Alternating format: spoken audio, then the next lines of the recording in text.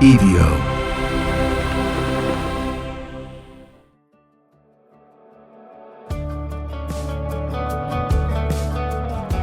Hey everybody, and welcome to Finding Me. I'm Josh Wolf. Thank you so much for being here. I am so grateful for you all. I'm grateful for this show. This is the second week. I am still doing it every day. I know that sounds crazy that I'm like saying that out loud, but I'm pretty happy with myself. In the past, this is something that I might have been like, nah, I'm not gonna do that anymore.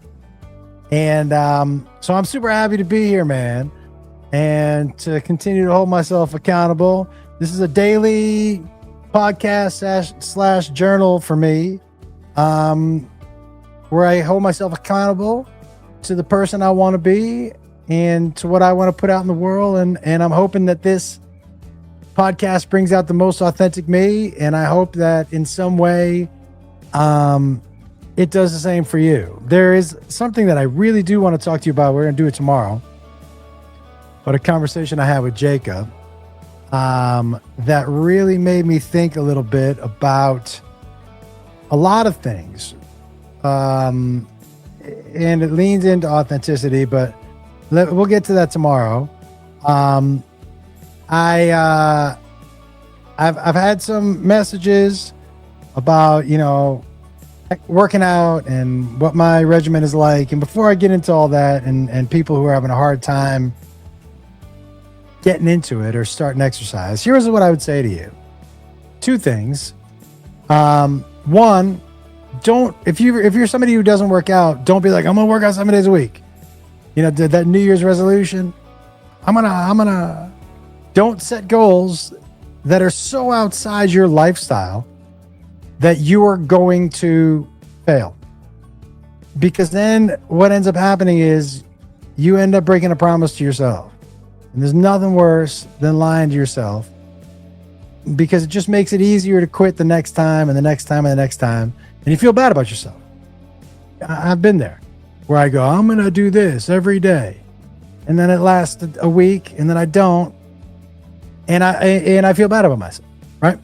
So don't do that. Here's what I would suggest you to do. When you wake up in the morning, if you're somebody who has a hard time making routine or working out, right when you put those feet on the floor, man, do 10 push-ups, 10 air squats, and plank.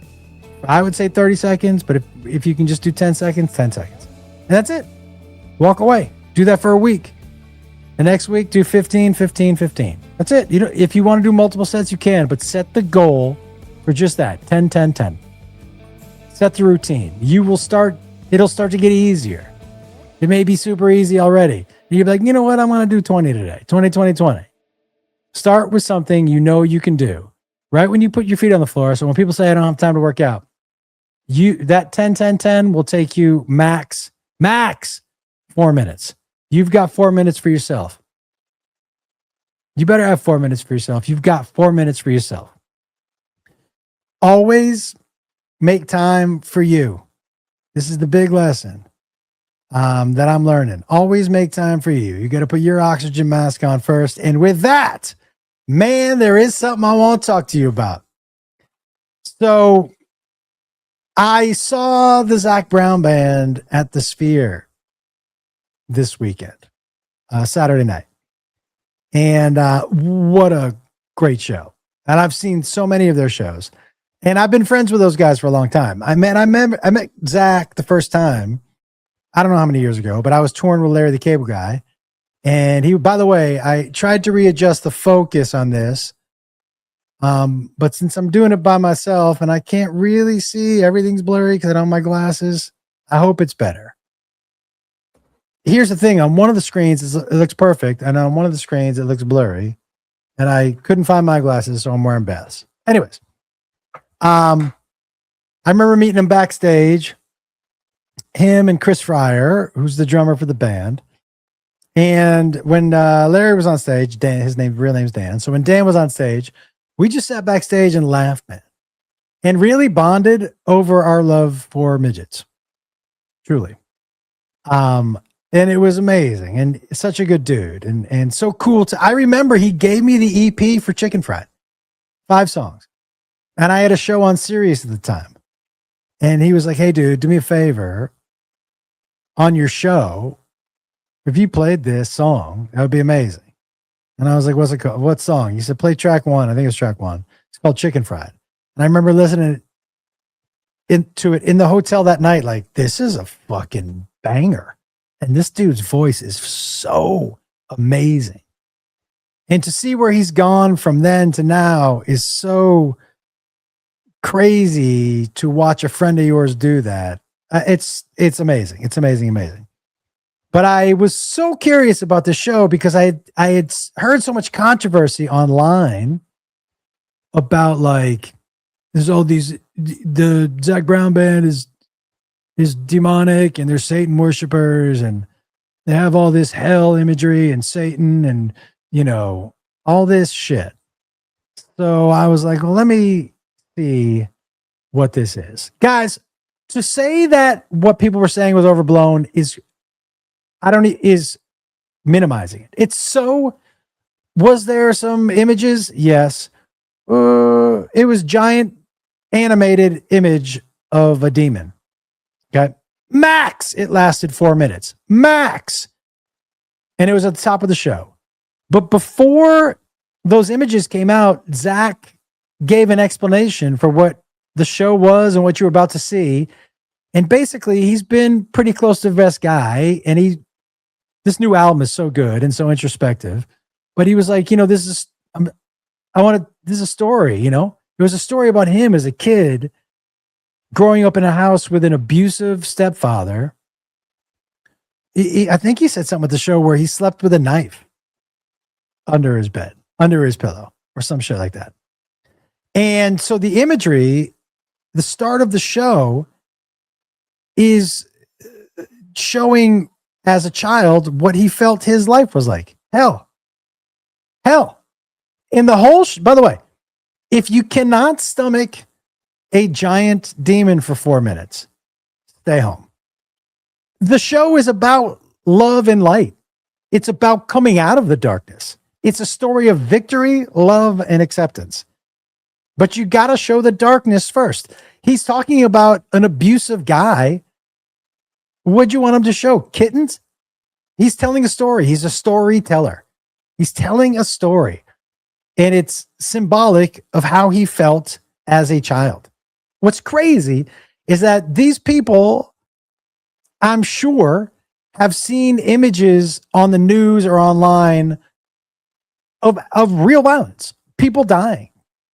And that doesn't bother them. But a fake demon, and they're like, Zach, we're never listening to Zac Brown again. It's, you know, it's not okay to show these images. It's so fucking ridiculous. The fake images, not okay. But the real shit, okay? I don't see, okay? You know, it's bananas to me. But the symbolism was important for him to show where he came from. You know, he does say, you know, there has to be darkness in order to see the light. True. And his whole message is that love and light beat dark and hate. That's the whole message. The ending image on screen at the Sphere is him, grown him, standing next to little him with his arm around him or holding hands or one or the other. It's a story of victory. But you have to come from somewhere in order to be, you have to come from the darkness, right? He's telling a story of winning, of not letting the darkness overtake him. So it was so overblown.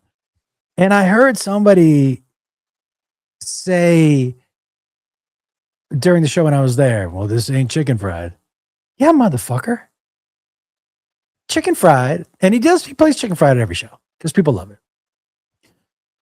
But his music has changed because Chicken Fried was 15 years ago. I don't know when it was, but it was a long time ago. He's a different person. He's a different artist. He's telling different stories. He wants to express himself in different ways. I hope you weren't the same person. I know I'm not 15 years ago. I'm not the same person I was last year. It's so crazy. And I do understand. Look, I do understand people being upset when artists change their art because you fell in love with a certain thing. It's happened to me firsthand. I used to only tell stories about my family and Jacob, right? And I'll have people in the meet and greet say to me, man, I wish you were telling stories about Jacob again. I get it. He's 28. He's not a kid anymore. My life is different. I have tons of stories about them as kids that I haven't told, but they're grown-ups. It feels like cheating to me. It wouldn't be fun for me as an artist to just go and talk about the same topic over and over again. My life has changed. My thoughts have changed. My experiences have changed. I'm still telling stories. That's what I do. But I tell stories about my life. And I get it. I do get it. And honestly, I would be way bigger, way more, I'm air quoting, successful if I had just stayed with that. Truly. That special came out and it got like 10 million views like that. But I wouldn't have been happy. I wouldn't still be doing stand-up. No way. I would be bored out of my mind. So I get not wanting people's art to change. I get it. But the artist changes. What he or she wants to say changes. So the art changes. Do you know what I mean? And so it was such a big, much ado about nothing. I actually walked out of there thinking, what a bunch of pussies. What a bunch of pussies. It was so crazy to me. And so I'm so happy for my friends in the band. I'm so happy for Zac. Look, for a guy at his level to take risks like that, to do something so different, is so inspirational. It's so easy to rest on your laurels and just chicken fry it up forever. And he doesn't. None of the people in the band do. My good buddy Coy is in that band. Chris, Clay, all these dudes who I've known for years. It's so amazing to see. And I was so happy for them and to see the show and to see all the work that they put in was super cool. Super cool.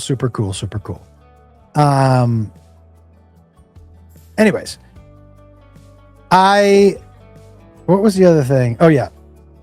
I know last week I had mentioned that I'm doing this workout regimen that I don't like, and that I was going to keep doing it to complete what I didn't like. And I have had a 180 on that. I did it again. It's not that I don't mind doing workouts I don't like. That actually, it makes me angry and I lift better. But this workout, and I love the Pump app by Arnold Schwarzenegger. It's so cool because it keeps you accountable, right? As far as the gym goes, I don't need that. I love the gym. I don't need to be accountable there because I'm going to show up, right? But this program has me lifting for strength, like 3 sets of 4 stuff. And I'm 56. I can't be lifting like that. I'm risk averse. Do you know what I mean? I am risk averse. So I'm going to switch up. I just want to let you guys know, I'm going to switch up this workout program. And the Sphere was so cool. You know, I've been to 2 shows there now, The Dead and Zac Brown. Could not have been more different audiences. At The Dead, man, I'd never seen more 6-year-old braless, floppy-titted women. It was amazing. Everybody having such a good time. And this was definitely felt more middle America. So, again, everybody having a good time. Both groups of people so kind because the artists are kind. You know what? That's like, I always tell people when they're like, what's your shows like? My shows are filled with the best fucking people in the world. They're not assholes because I'm not an asshole. They're there to laugh and have fun because that's what I'm there to do, you know? And so, I'm going to keep this at 15 minutes. I'm going to keep this at 15 minutes. But I did journal all about that. Zac Brown stuff. It's so inspirational for me to see that. Anyways, guys, 15 minutes. I love you. Be good to yourselves. Be good to other people. Show people grace. Try to show as much understanding as you can. And let's sort this mess out. And that's it. This is Finding Me. I'm Josh Wolf. I'll see you tomorrow. Later.